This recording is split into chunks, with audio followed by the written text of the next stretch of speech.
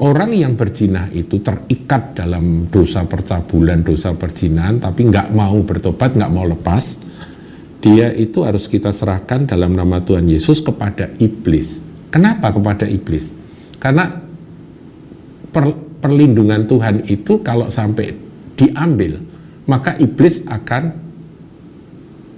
memukul, akan menghajar akan tubuhnya, sehingga binasa tubuhnya agar rohnya diselamatkan pada hari Tuhan. Jadi tujuannya adalah rohmu selamat meskipun tubuhmu hancur, tubuhmu binasa. Shalom saudaraku, jumpa lagi dalam Suara Gembala. Kali ini kita akan mempelajari tentang peringatan dari firman Tuhan mengenai bahaya dosa percabulan. Saudaraku, sepanjang sejarah umat manusia yang namanya percabulan, perzinahan, kecemaran, ya jadi dosa yang berkait dengan hawa nafsu seksual itu memang merupakan sesuatu yang menjadi perhatian Tuhan, karena banyak orang-orang yang mengasihi Tuhan, orang-orang yang dipakai oleh Tuhan, yang sudah menjadi berkat bagi banyak orang, tiba-tiba kena dosa percabulan, dosa perzinahan. Saudaraku ya, dijatuhkan oleh iblis melalui kelemahan hawa nafsu seksual tersebut. Sebab itu saudaraku, jangan ada seorang pun di antara kita, umat Tuhan, yang bersombong diri dengan mengatakan bahwa aku tidak mungkin bisa jatuh seperti Daud. Kalau Daud aja yang hubungan dengan Tuhan sangat intim bisa jatuh, apalagi kita, saudara. Tetapi kalau kita merendahkan diri, kita lemah lembut, dan kita dengar-dengaran akan suara Roh Kudus, peringatan sedini mungkin dari Roh Kudus kita dengarkan, takut akan Tuhan itu selalu ada dalam kehidupan rohani kita, maka saya percaya Dia sanggup menjaga kita. Nah, kita akan pelajari mengenai dosa percabulan. Peringatan yang disampaikan oleh Rasul Paulus dari 1 Tesalonika 4 ayat yang ke-3 sampai yang ke-5. Saya bacakan saudaraku ya. Karena inilah kehendak Allah. Apa sih kehendak Allah? Kehendak Bapa itu apa? Pengudusanmu. Nah, kata pengudusanmu itu adalah satu proses di mana kita makin lama harus semakin kudus. Dan kudus dalam hal apa? Nah, nanti kita baca lebih lanjut. Yaitu supaya kamu menjauhi percabulan. Kudus dalam hal kehidupan seksual. Jadi kehendak Allah itu pengudusan kita. Sejak kita menjadi anak Tuhan, terima Yesus, kita diampuni dari segala dosa, maka yang lama sudah berlalu, yang baru itu harus kita tempuh. Kehidupan baru itu salah satunya adalah pengudusan. Jadi sebuah proses makin lama makin kudus. Nah, itu kehendak Allah. Jadi kalau saya mau tahu kehendak Allah itu apa? Pengudusan. Itu salah satu kehendak Allah. Yaitu supaya kamu menjauhi percabulan. Ayat 4. Supaya kamu masing-masing mengambil seorang perempuan menjadi istrimu. Artinya itu Tuhan itu tahu bahwa ada hawa nafsu seksual di dalam diri manusia, maka itu pernikahan itu merupakan satu lembaga yang Tuhan bangun, dan di dalamnya ada ada kasih antara suami istri yang dinyatakan salah satunya dalam keintiman hubungan badan tadi. Tapi seorang, ya, jadi supaya kamu masing-masing mengambil seorang wanita, perempuan menjadi istrimu sendiri. Untuk apa? Dan hidup di dalam pengudusan itu tadi. Nah, kalau saudara baca di dalam surat Paulus yang lain, memang ada panggilan untuk selibat, yaitu hidup tidak menikah. Nah, panggilan itu tentunya hanya untuk orang-orang yang beroleh kasih karunia khusus, di mana mereka memang diberi kemampuan, kesanggupan untuk meninggalkan, mematikan dan meninggalkan kehidupan seksual. Nah, itu ada. Tetapi jangan sampai itu seakan-akan menjadi pengejaran, menjadi sesuatu yang bukan karunianya dia, tapi dia ingin ikut-ikutan, akhirnya bisa terjebak dalam kejatuhan hawa nafsu. Maka dari itu menikahlah, ya. Hendaklah kamu masing-masing mengambil seorang perempuan menjadi istrimu sendiri dan hidup di dalam pengudusan dan penghormatan. Inilah kehidupan Kristen. Ayat 5. Bukan di dalam keinginan hawa nafsu. Jadi hawa nafsu berkobar-kobar dan butuh pelampiasan, bahkan kemudian ada pembenaran. Ya, aku kan daging, aku kan manusia, jadi aku harus melampiaskan akan hawa nafsu ini. Nah, kemudian terjadilah dosa-dosa percabulan tersebut. Apakah itu free sex, apakah itu main dengan wanita yang dibayar dan sebagainya. Seperti yang dibuat oleh orang-orang yang tidak mengenal Allah. Kalau orang tidak mengenal Allah, tentunya kita tidak berhak untuk mencampuri. Tapi begitu orang mengenal, ada satu kehormatan dan kekudusan yang harus kita kejar, yaitu kehidupan yang wajar di dalam pernikahan. Nah, saudaraku, ini awalnya. Jadi bagaimana pengudusan itu? Melalui konsekrasi atau persembahan hidup terus-menerus, dan nanti Tuhan akan mengerjakan melalui kuasa Roh Kudus sanctification atau penyucian, pemisahan kita dari kehidupan seperti orang-orang yang tidak mengenal Tuhan tadi. Itu pengudusan. Kedua, menjauhi percabulan, saudaraku, ya, yaitu menghindari diri. Jadi jangan dekat-dekat dengan hal-hal yang bisa membuat terjerat di dalam percabulan hawa nafsu itu. Seperti Yusuf, saudaraku, itu menjauhinya dia betul-betul. Dia melarikan diri dari godaan istri Potifar. Dia lari. Jadi kita tahu, sadar diri, ya, Yusuf tuh sadar diri bahwa aku ini bisa jatuh kalau aku nggak lari. Dia lari, dia menjauhkan diri. Kemudian yang terakhir dari 3 ayat tadi, seks itu hanya ada di dalam pernikahan yang diberkati Tuhan. Dan di sanalah pengudusan dan penghormatan itu akan Tuhan kerjakan melalui kuasa Roh Kudus dan kuasa firman Tuhan dan kehidupan baru yang kita tempuh. Bukan dalam keinginan hawa nafsu, karena setiap orang itu dicobai oleh keinginannya sendiri. Saudaraku, Yakobus 1 ayat 14 itu kan saudara tahu, ya. Masing-masing orang dicobai oleh keinginannya sendiri. Nah, dan khusus mengenai dosa percabulan ini, di surat yang lain dalam 1 Korintus 5, coba kita lihat, ya saudaraku, ya, 1 Korintus pasal yang ke-5, ini nasihat keras dari Paulus kepada jemaat Korintus. Ayat yang pertama sampai yang ke-13 itu panjang lebar, saudara nanti bisa baca. Dan ini menyedihkan akan Paulus, bahwa di dalam gereja ternyata percabulan itu ada. Maksudnya tidak dilegalkan, tidak diajarkan, tapi itu ada. Jemaat sudah jadi jemaat Tuhan di Korintus, tapi mereka melakukan dosa-dosa percabulan, dan itu mendukakan hati Rasul Paulus. Dan inilah peringatan keras yang disampaikan, satu perikop dosa dalam jemaat.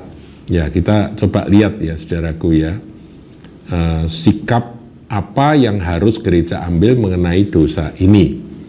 Ayat 4 dan 5, ya, kita lompat-lompat aja, ya. Bila mana kita berkumpul dalam roh, kamu bersama-sama dengan aku dengan kuasa Yesus Tuhan kita, orang itu harus kita serahkan dalam nama Tuhan Yesus kepada iblis. Ini praktek yang jarang sekali dilakukan oleh gereja masa kini, saudaraku. Yaitu ada orang, kalau saudara baca ayat-ayat sebelumnya, melakukan percabulan yang menjijikkan sampai dia bercabul, berzinah dengan ibu tirinya sendiri, ya gitu, ya. Hidup dengan istri ayahnya. Jadi ayahnya duda kemudian menikah. Nah ini anaknya ini berzina dengan ibu tirinya, begitu ya. Tapi ayat 2 katakan, sekalipun demikian kamu sombong, tidakkah lebih patut kamu berduka cita dan menjauhkan orang yang melakukan hal itu dari tengah-tengah kamu. Jadi mestinya itu tidak boleh ada. Itu mencemari. Nanti kita lihat bahwa sedikit ragi itu mencemari seluruh adonan. Itu akan menular sifat-sifat atau pembiaran dosa percabulan di dalam tubuh Kristus. Nah kemudian ayat tadi, yaitu diserahkan orang itu kepada iblis dalam doa. Jadi bila mana, ayat 4 saya ulangi ya, kita berkumpul dalam roh, kamu bersama-sama dengan aku dengan kuasa Yesus Tuhan kita. Orang itu harus kita serahkan dalam nama Tuhan Yesus kepada iblis. Ya ini langkah terakhir saudaraku. Sebelum itu tentunya ada proses ya. Kalau ada saudaramu berdosa, panggil, konfrontir 4 mata. Tidak mau mengaku karena kurang bukti, saudaraku, padahal itu mestinya itu teguran gitu kan cukup ya. Kalau orang lembut hati dia langsung bertobat. Tapi dia berkilah begini begitu, panggil saksi. Ini loh saksinya. Ini buktinya. Masih mengeraskan hati, bawa masalahnya kepada jemaat. Ya biar jemaat tahu. Dan kalau di depan jemaat pun dia masih tetap mengeraskan hati dan bersikukuh dengan dosanya, ya sudah, anggap dia sebagai pemungut cukai atau orang berdosa. Nah, dengan demikian sebetulnya langkah yang ini, yang dimaksudkan oleh Paulus ini sudah bisa dilaksanakan setelah 3 tahap itu. Yaitu apa, saudaraku? Didoakan. Karena apa?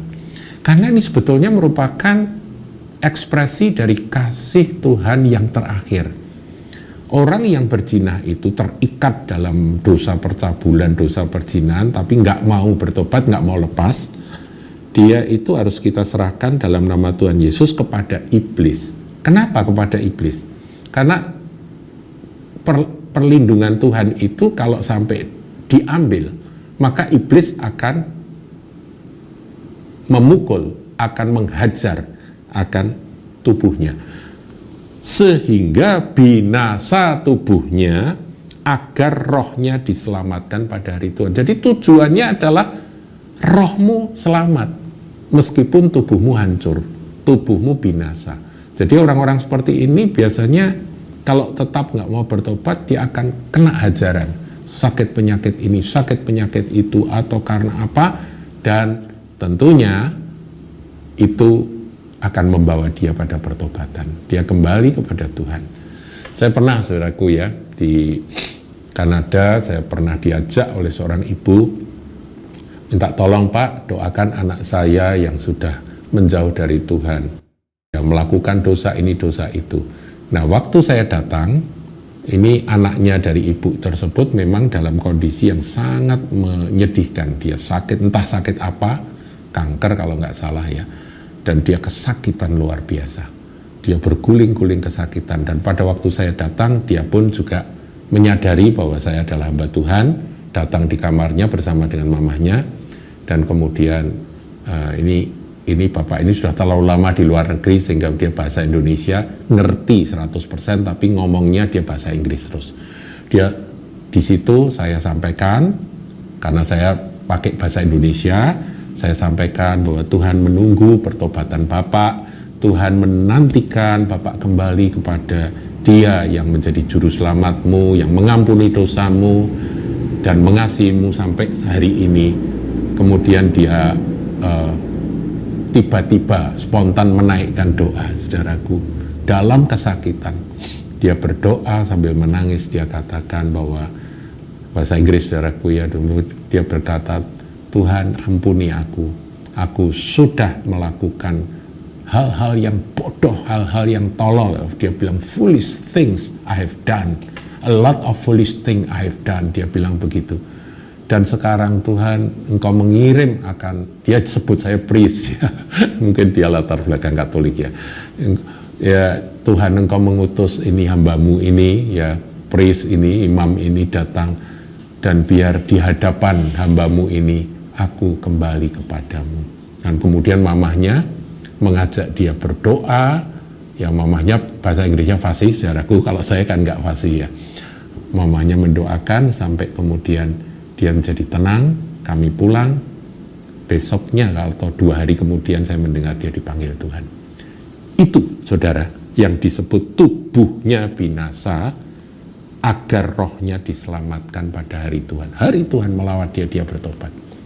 Sebelum itu dia mungkin jauh dari Tuhan, mungkin dia merasa bahwa dia hidup menurut apa yang menjadi dorongan hawa nafsunya.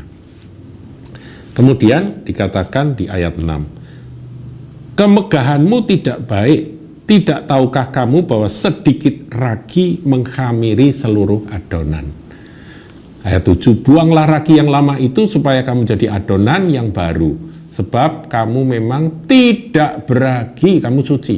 Sebab anak domba Paskah kita juga telah disembelih, yaitu Kristus.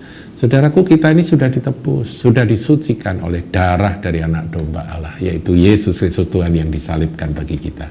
Darahnya tercurah menghapus dosa kita. Nah, terus sedikit ragi merusak seluruh adonan, menghamiri seluruh adonan. Ini berbicara tentang dosa di dalam tubuh Kristus. Itu kalau enggak dilokalisir, kemudian dilayani secara khusus, ini bisa menjalar, saudara, menghamiri. Orang lain nanti bisa melihat bahwa seakan-akan ya dia melakukan dosa, nggak apa-apa ya, tetap baik-baik saja.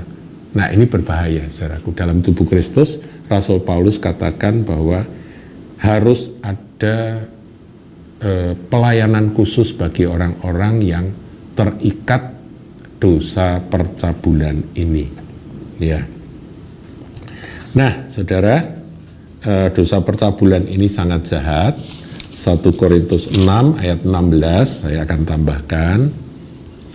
Atau tidak tahukah kamu bahwa siapa yang mengikatkan dirinya pada perempuan cabul, ini untuk orang yang suka main perempuan, jadi perempuan bayaran atau perempuan nakal atau bagaimana, tapi laki-lakinya juga sama, saudaraku ya, mereka menjadi satu tubuh dengan dia.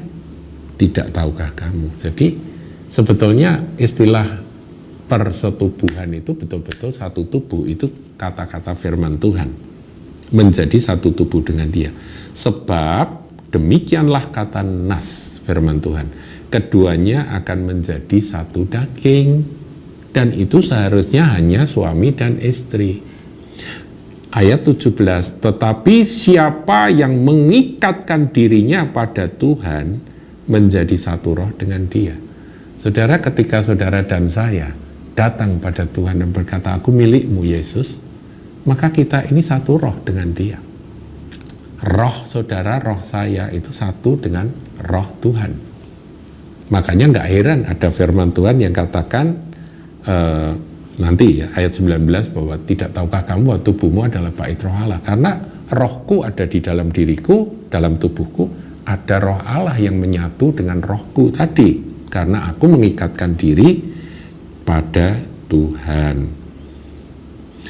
Ayat 18, jauhkanlah dirimu dari percabulan. Sekali lagi, ini sama dengan tadi ya, 1 Tesalonika 4, jauhkan diri.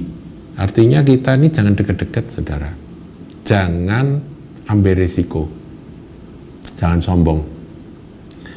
Setiap dosa lain yang dilakukan manusia terjadi di luar dirinya, tetapi orang yang melakukan percabulan berdosa terhadap dirinya sendiri.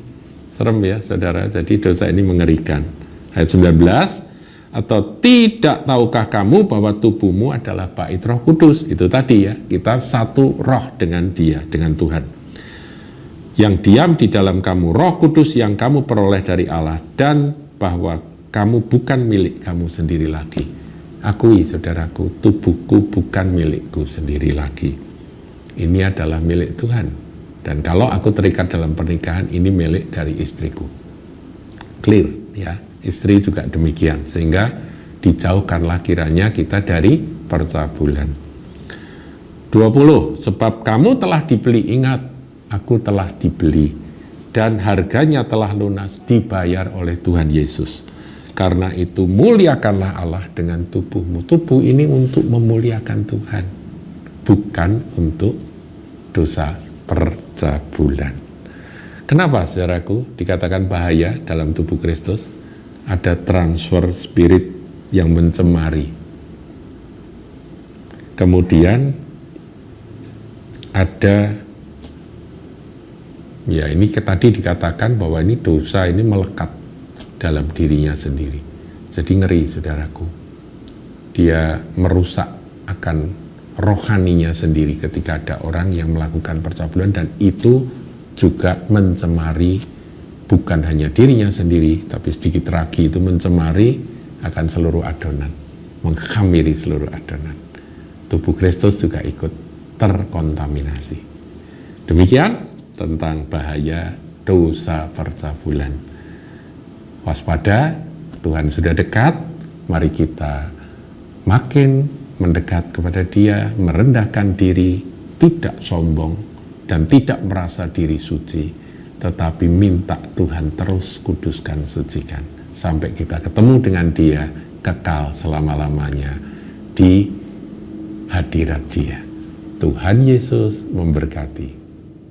Jangan lupa like, comment, share, dan subscribe channel GKBK Hal Semarang.